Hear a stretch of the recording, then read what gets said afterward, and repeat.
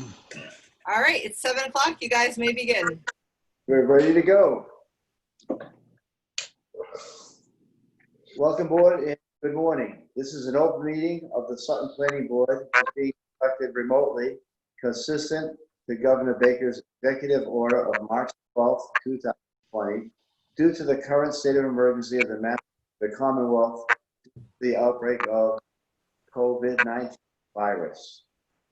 While still ensuring public access, so to suspend the requirement of the open meeting law to have all meetings in a publicly accessible physical location. Further, all members of public bodies are allowed and encouraged to participate remotely. You can find the order posted on the town's website. Regardless of our inability to meet in person, it is our intent to ensure continued transparency and the ability of the public to at least view the actions of our board. Ensuring public access does not ensure public participation unless such participation is required by law. Tonight's public meeting may feature public comment. For this meeting, the Sutton Planning Board is convening by Zoom teleconference as specified on the legally posted agenda. Please note this meeting is being recorded. Be aware that our others may be able to see you, and you take care not to screen share your computer. Anything that you broadcast may be captured by this recording. And that's enough for now. For tonight's meeting, we have a board member, Carl Bergeson, who will not be here at the beginning of the meeting. He can join us.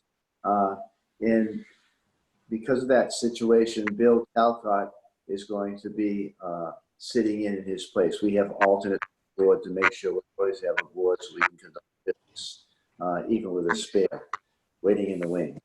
Okay, so Bill, you're on board. And the first development action that I have is from Prime Metals Bonding. And Jen, if you can help us, what's going on? All right. 2 weeks ago or 2 Fridays ago, the building commissioner issued the certificate of occupancy for Prime Metals. And there is roughly $10,000 worth of landscaping work and just some as-built plan adjustments that need to be done. So they were required to post a bond for that work in order to get their occupancy. And tonight the board needs to just vote to endorse the bond, the surety agreement that goes with that cash bond. So all we need is a motion to accept and endorse surety in the amount of $10,000 for the uncompleted work at Prime Metals. And that'll be held in an account until they're all done with that work, which will probably be in the fall. We want to make sure the plants aren't planted until then, the ones that are missing. So I'd like a board member to make that motion. I'll make that motion that we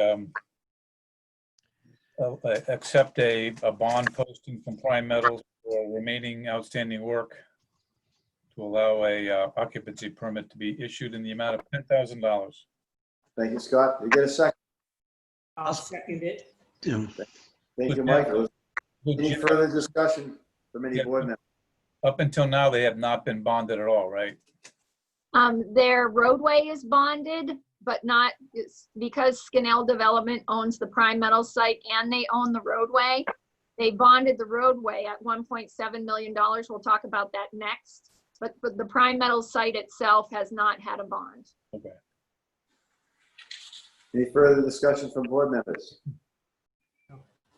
Hearing none, I'll call for vote. All those in favor of establishing a $10,000 bond? I'll be first to go off. My vote is a yes. Wally? Wally Baker here. I vote yes. Thank you. Michael? Mike Gagan, yes. Thank you. Scott? Yes. And Bill Talcott? Bill Talcott, yes. Thank you. All those in favor. So we have a 5-0-0 for a vote. Next item on the agenda is the Gilmore Drive subdivision bond. Okay, Yeah. so it Go ahead. indicates we're holding a $1.7 million bond on the roadway and all the slopes and all of that work. All of that work is pretty much completed. There's a few items outstanding, but I am waiting for an as-built plan of the roadway, and Graves Engineering is going out there tomorrow. So for now, we're just going to leave that bond like it is. We were hopeful that we could draw it down today, but we're not in a position. So I'm just going to move this agenda item onto July 20th, and we'll do the reduction at that time. Good. Good. Okay. Everyone's fine with that? Yes. Yes, How much was the bond, Jen? How much Excuse- was the existing one? It's about 1.7 million. You said that, I'm sorry. Okay.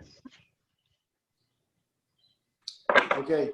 Next on the agenda is 34 Providence Road on noise issues. And I'm looking forward to having it on our agenda for the last time.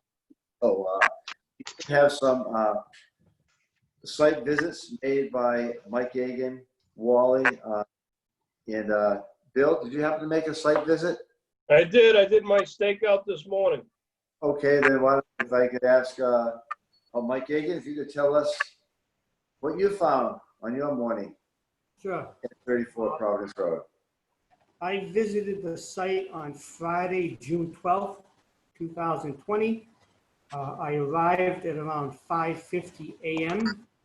I was in my vehicle on Providence Road across the street from Amarillo. At 6 a.m., a truck started and left 1 minute later. Not very loud noise. At 6:03, a pickup truck with a trailer left. That was a little clunky noise, but again, it was no more than 10 seconds of being spot. At 6:04, a dump truck started. 1 minute later, it left. Again, not very loud. At 6:06, a vehicle began idling. Could not really tell whether it was a truck or a car. At 6:08, a pickup truck arrived. Note, you could hear guys talking even when the trucks were idling.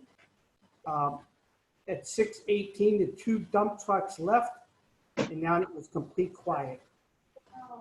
At 6:24, a pickup truck arrived on site. 2 minutes later, a truck began idling. And then at 6:29, a pickup truck arrived. And so now there were two trucks idling at that point. One of them was a little bit louder than the other one. Then when I realized one of them was a yellow front end loader, and at 6:33, it began loading into the other truck. And that continued for the next half hour, so I was there at 7 o'clock, where it made 6 loads into the truck of gravel and dirt. Again, it wasn't extremely loud, but it was clunky when the bucket was shaking into the truck. But I could actually hear the guy on the top of the truck talking over the vehicles, just to give an idea of the noise. I do know the question after talking with Jen was whether they should be loading the truck from 6:30 to 7. That's an Okay. issue. Good. Thanks, Mike. Yep. That's everything? Well, I will just say one last thing. During my time, an hour and 10 minutes, there was 16 other trucks that drove by. One of them came from Atlas, and there was a few of them that were very, very loud. Were by far the loudest trucks I heard pass by me. Okay. Thank you. All right. What? I went over there on the 21st of June, which was on a Monday. I didn't stay as long as Mike did, but I did observe two trucks. There was a truck with a trailer, or two individuals came in. At 6:11, a truck and a trailer went out and went south on 122.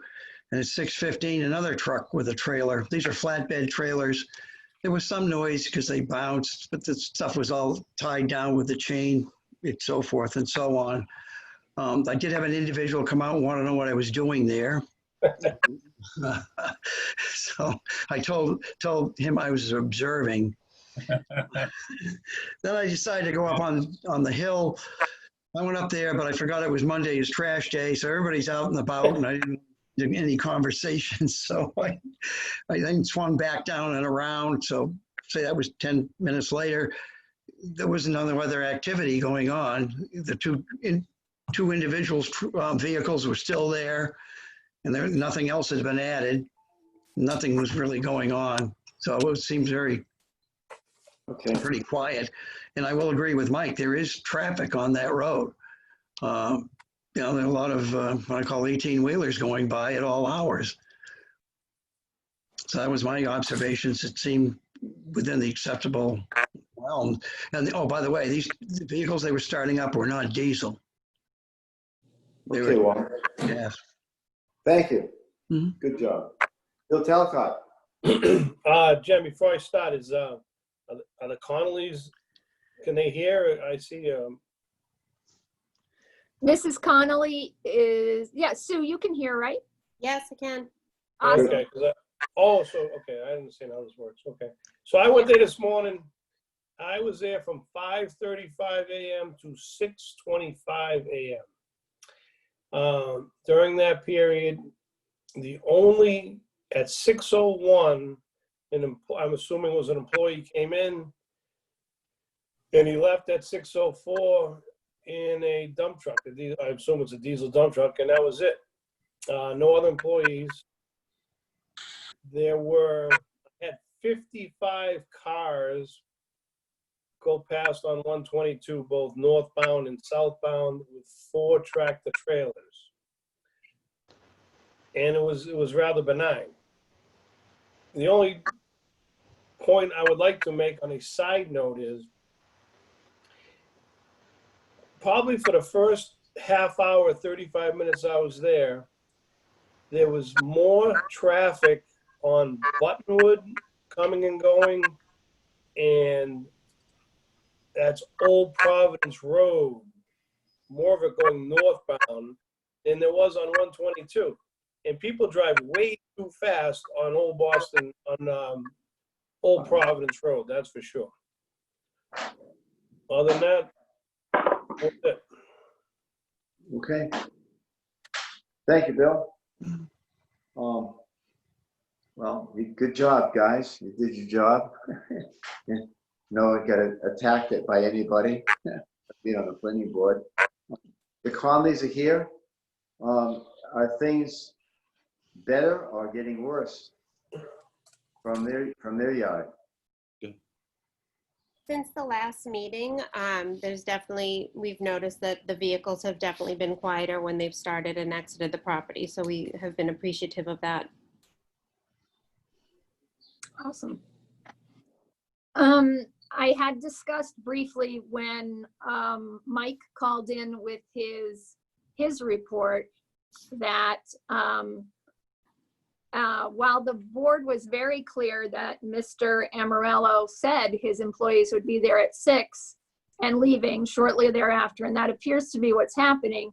What happened on Mike Gaten's visit, where the loader was loading things starting at 6:30 in the morning, is not consistent with what Mr. Amarello said would be happening on this site. He was very clear that employees would come, get out of their vehicles, get into their work vehicles and leave, and there would be no other substantial activity until 8 a.m. And I think the board was very clear in saying that, you know, if you needed to do things like loading, that needs to be done the night before. There shouldn't be a substantial amount of noise and activity before 8 a.m.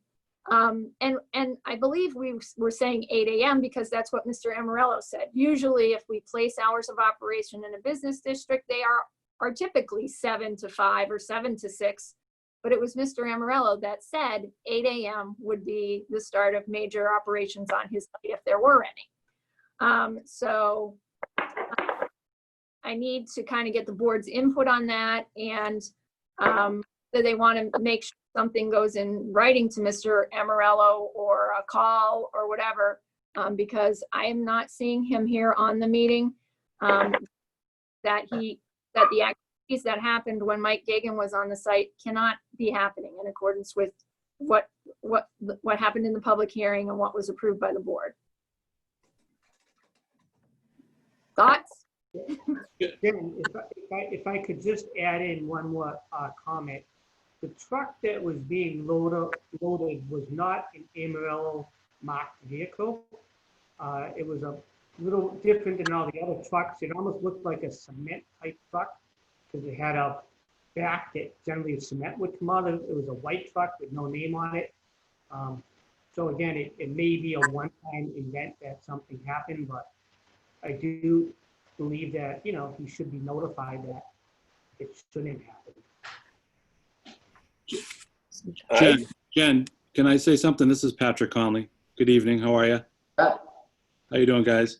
Yeah, I will agree with you, Jen, that I think the board needs to recognize that because I think 6:30 is a bit early with that front loader. I think if we don't have something that states, you know, at least respectful, 8 o'clock is fine, you know, to start loading things, because if that loader gets going and like one of the board members observed, you know, a half an hour of loading is, you know, not really acceptable. If we're going to really stick to the 6 a.m. the trucks leave, that's fine.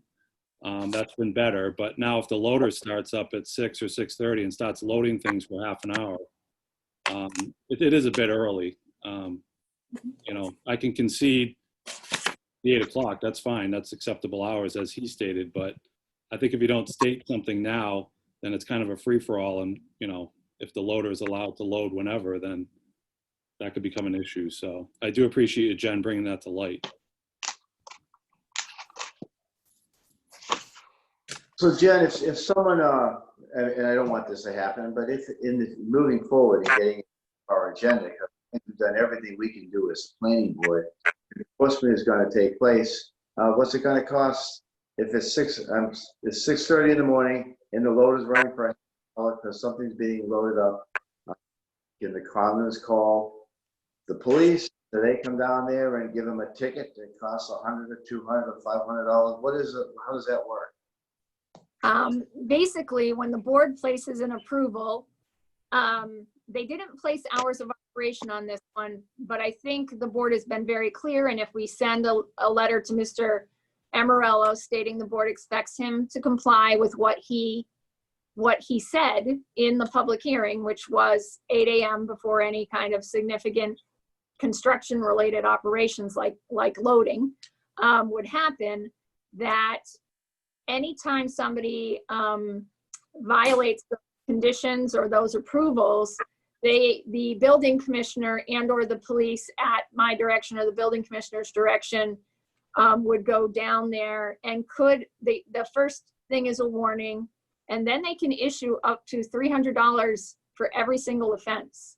Per day. Yeah, so it can become more than a nuisance if it happens on a regular basis.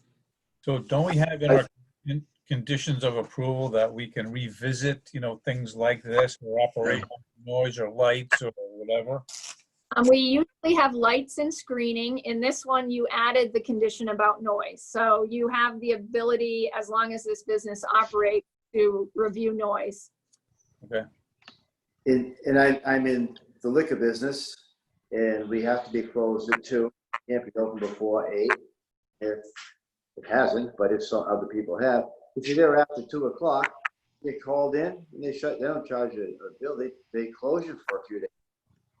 But money may not even an option in the liquor business. But we just have to come with some kind of a plan. That's and I have a business that's running. I'm not there right now, and something's going wrong. Dan is doing everything he's supposed to do, running the program. If someone showed up running the payload for an hour, then I wouldn't pay him for that hour and let him pay the penalty and say, keep coming. He's got a business to run. He has to leave and get out to job sites all over Massachusetts and maybe Rhode Island, Connecticut. So he's in everything he can do. And if his employees aren't doing what they're supposed to do, someone's accountable for that. And maybe that's the way we can not only hit this Everyone's doing everything they're supposed to, and Dan do everything he can possibly to get his employees to get up and leave the property before 8 o'clock. He was clear about that. And anything that isn't acceptable to that, there'll be some consequences, and it'll be financial. I think, Jen, perhaps a letter to him explaining, that in 3 site visits, we did see this. And, we don't believe it's within the guidelines of what we approved. Kind of a warning here that you need to really get on your guy, about this. I mean, it may have been a one-time thing, but certainly he needs to be aware of it and pass it on to who needs to know. I would agree. The one thing I did want to say, on all of our other sites, at least during construction, this just happened on the IBA site during their construction the other day, the board always gives latitude if there is an unusual circumstance, like a one-off, once in every 6 months, whatever, emergency. But that requires notification in advance. So if I would suggest that, the letter certainly can state, we realize there may be an emergency circumstances or an unusual circumstance, but again, you have to try to notify the planning department, notify the police department, notify the building commissioner that on this particular day, this is going to be happening. And it literally has to be an unusual circumstance. You can't have an emergency situation once a month, so. In Sutton, we have to get a permit to burn. And we call ahead that we have we want to burn, and they say you can't today because it's dry. And if there's smoke, they come in, they're held to be paid with. You can't do that stuff. That all works. So it's a letter that's on the same page. Maybe we'll get this off our agenda, and everyone will be happy. Down the road. So. Or not happy anyways. Good.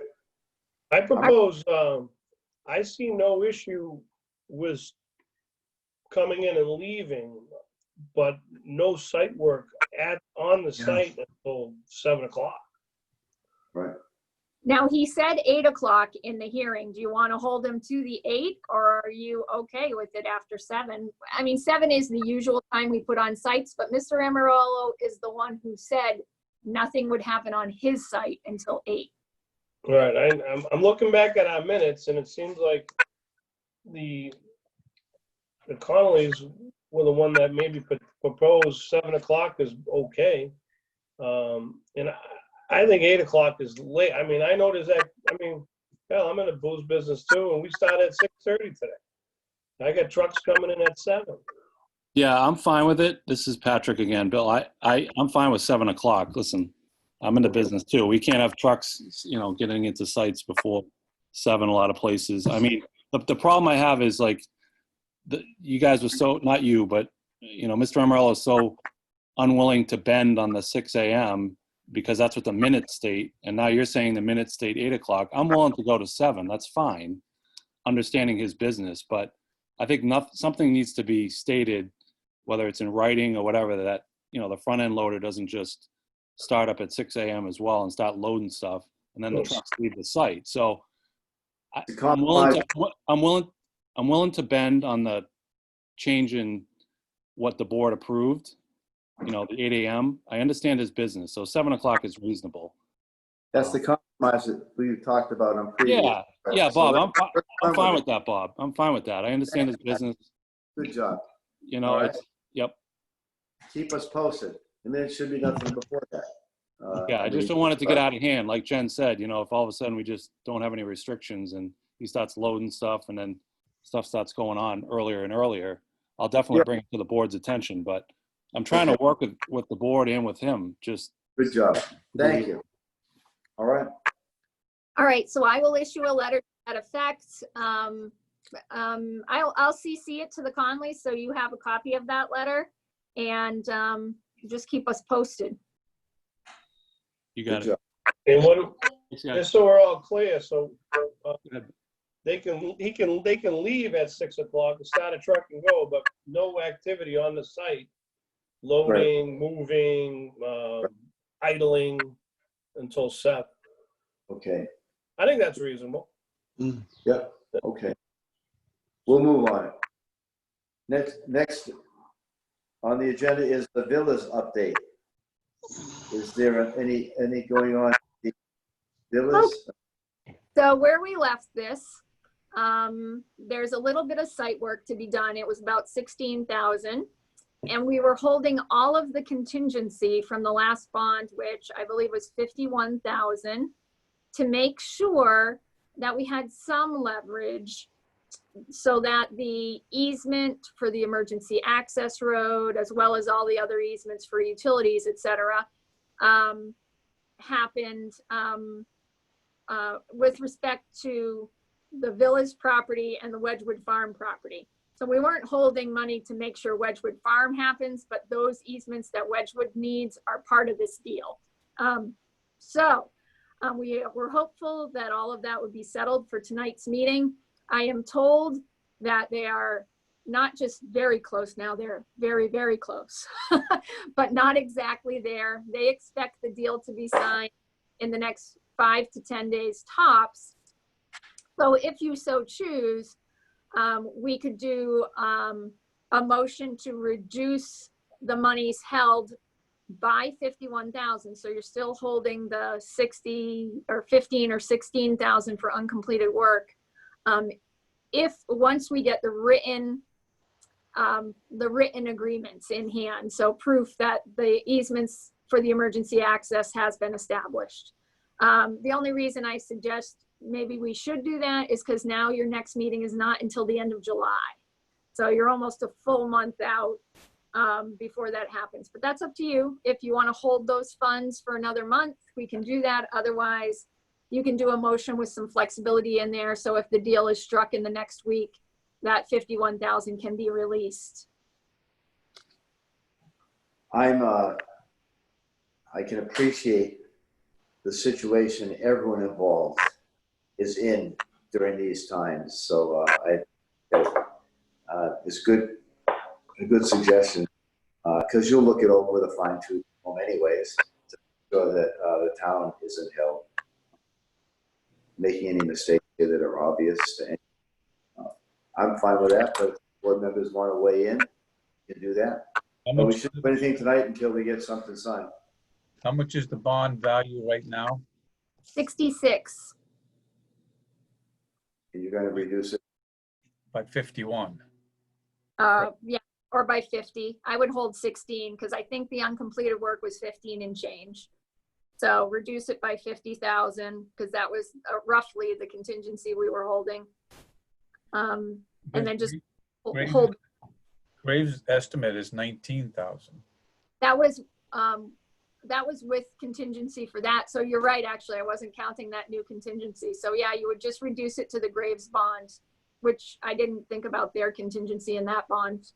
Okay, so I'll make a motion. We can keep going with this.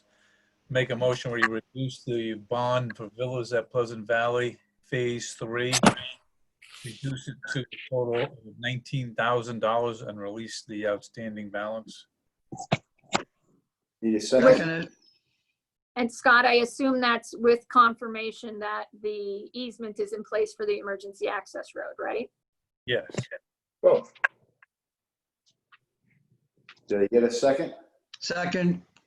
That's Mike Egan. No, Wally. Oh, okay, Wally, thank you. Then we can have any discussion from board members, if there is any. Nope.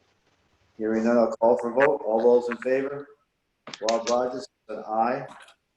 Wally, Wally Baker says aye. Mike Egan, Mike Gagan, aye. Scott Paul. And so I'll say aye, but that's important probably considering the situation that easement is verified.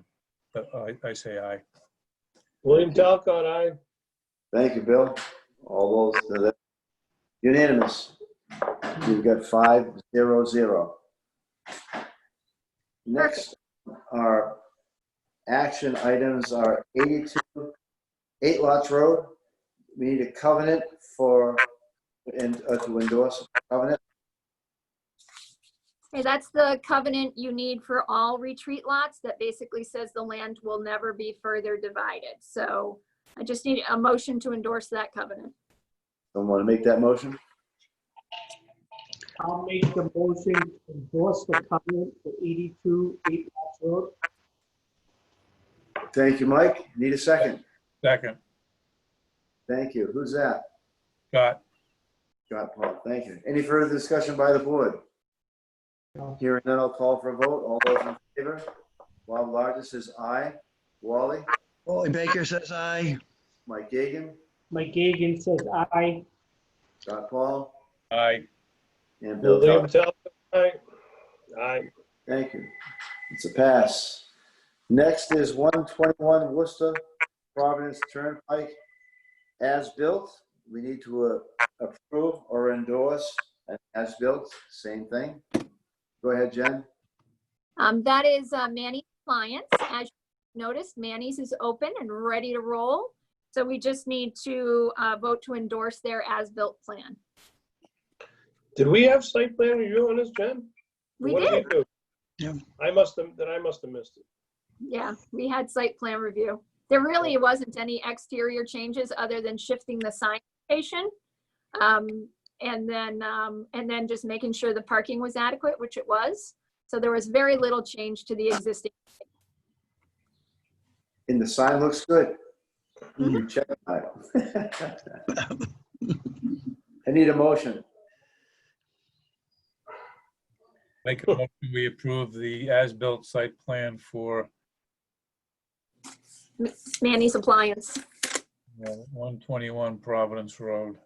Thank you, Scott. Need a second. I'll second it. Okay. Any further discussion by the board? Hearing none, I'll call for a vote. In favor, this is Bob Largis with an aye. Wally? Wally Baker with an aye. Thank you. Mike Gagan? Mike Gagan, aye. Scott Paul? Aye. William Talcott, aye. Thank you very much. Last, our action items is 453 Boston Road. It's another covenant. We need to approve and endorse for a covenant. That's a retreat lot as well. Okay.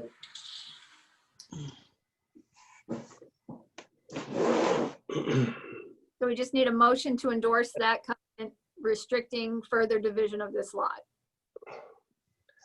I'll make that motion that we accept endorse the covenant that basically says no more subdivision after it's Right. accepted. Thank you, We Bill. missed Wally Baker, I'll second it. Thank you, Mike Gagan. Any further discussion by the board? Hearing none, I'll call for a vote.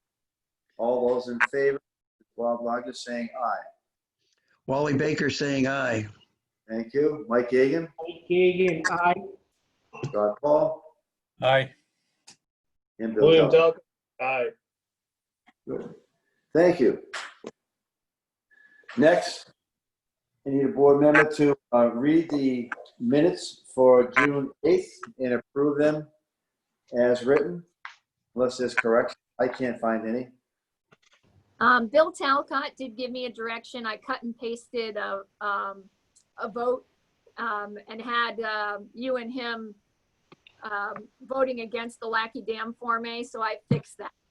Thanks. So, I missed it. Okay. I make a motion, we accept the minutes as corrected by Jennifer for the 6/8/20 meeting. Need a second. I'll second that motion. Thank you, Mike. Any further discussion? I'll call for a vote.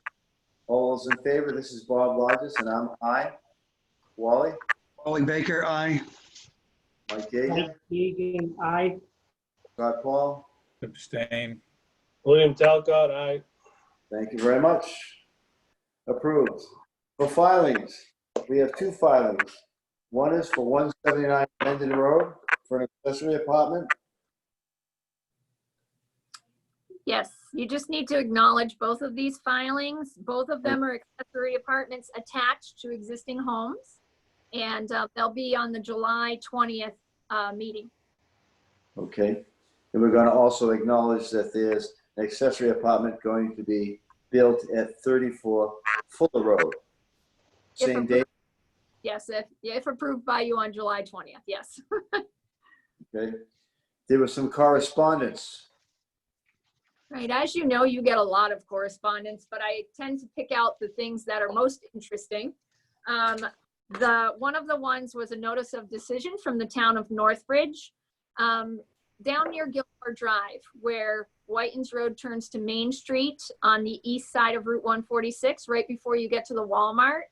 There are two properties, or actually 4 properties, but 2 are not significantly sized, but they're priority development sites. That's a state designation. Those 2 sites will now house a retail marijuana store.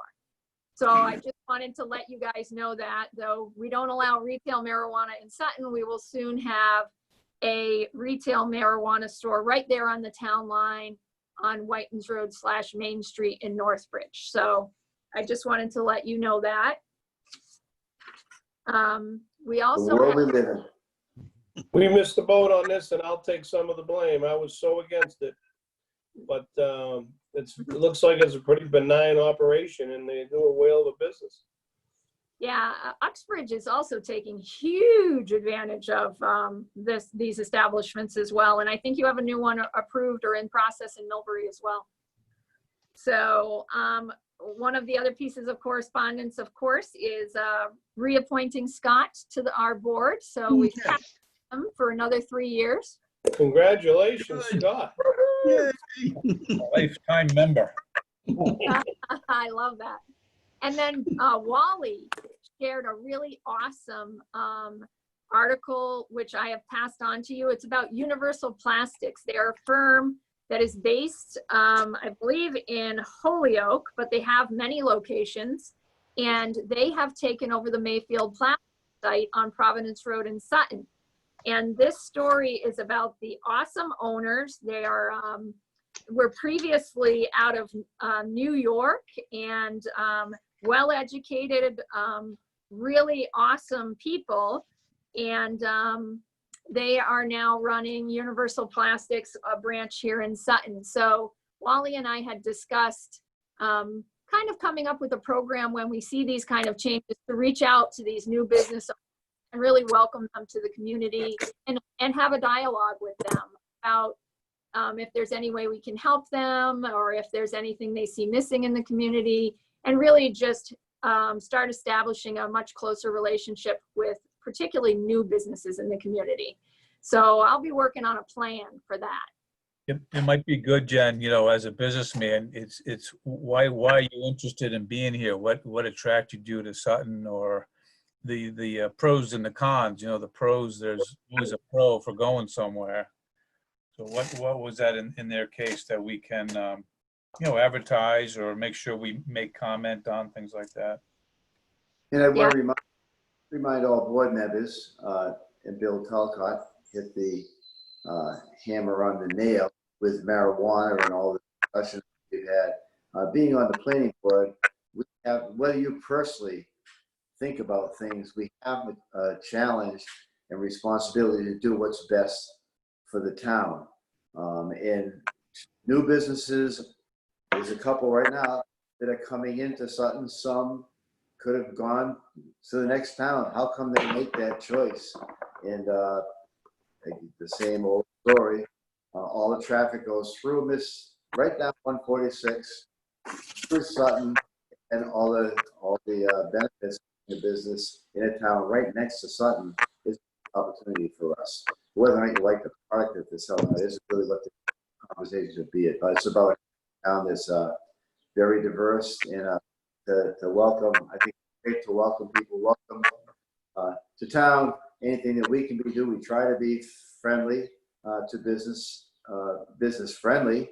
In our Wilkes agenda that's been on, and we want you to be good neighbors for always, and all neighbors. We have to be transparent like that. So good job. Thank you, Wally, for sending that. I read that. It was very, very curious to read that while I was reading the packet.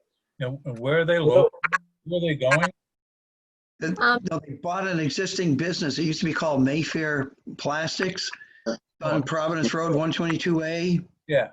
Yeah, Well, and I noticed that the sign had come down and it took quite a while for another sign to go up. And then I did some research on it to find out who these people were. And that's how I came up with this article. And they came from Worcester. They Pardon? came from Worcester originally. The business was in Worcester, off Yeah. Ave and May Street on the May West Street.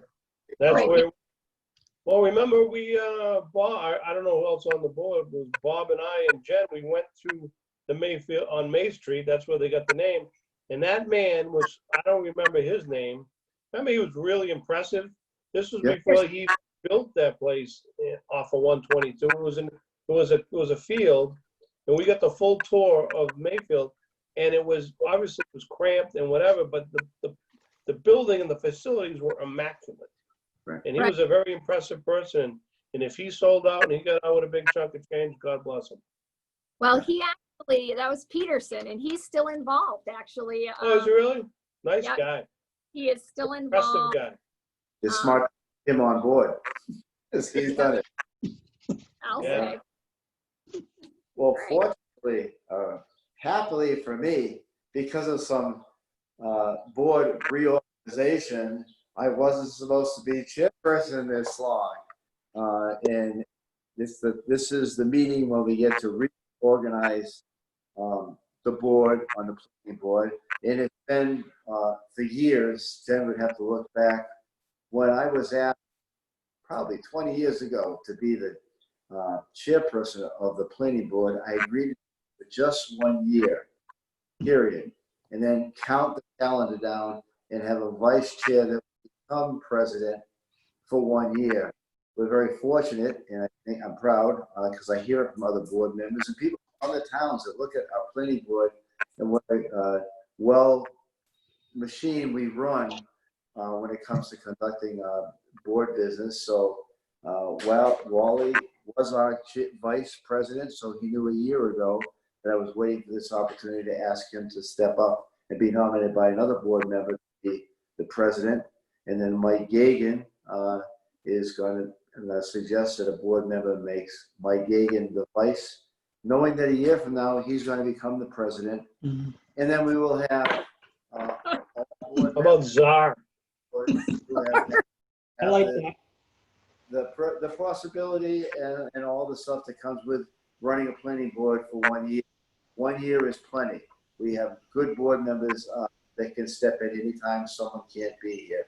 But I look forward to having Wally take over at the reins. So if a board member wants to make a motion that we nominate Wally to be our person, I'll That'd be accept. glad to nominate Wally as the chairman of the planning board. Very good. Need a second? I'll second it. Thank you. Any further discussion? All those in favor?